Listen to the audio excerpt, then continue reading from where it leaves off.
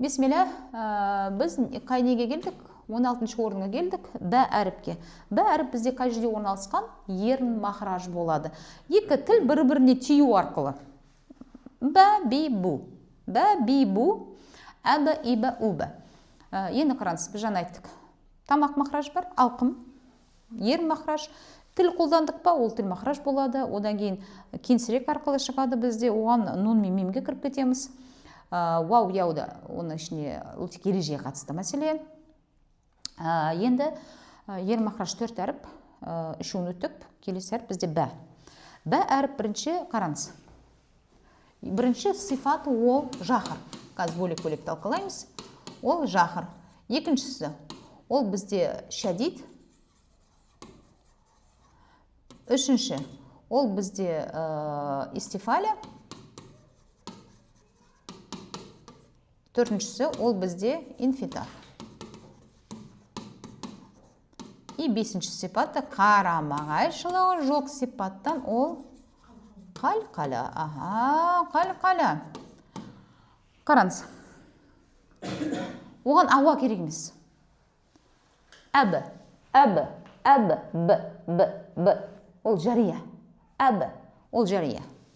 Одан кейін шадид. Шадид ол не? Шадид ол тұншығы. Тіл немесе ерін толық жабылады. Смыкается звук весь. Қараңыз. Әб.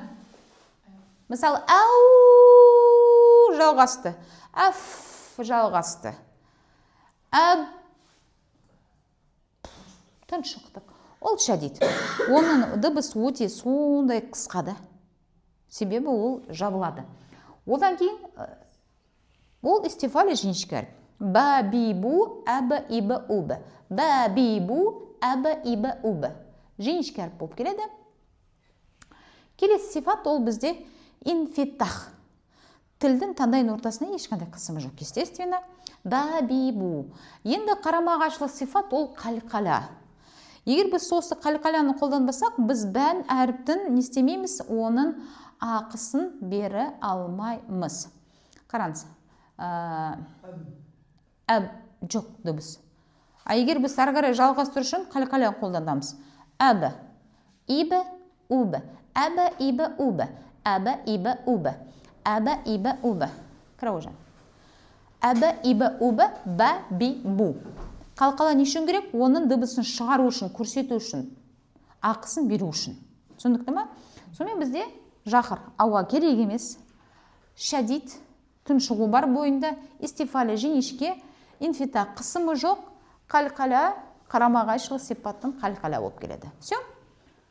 Баршаңызға пайдалы болсын.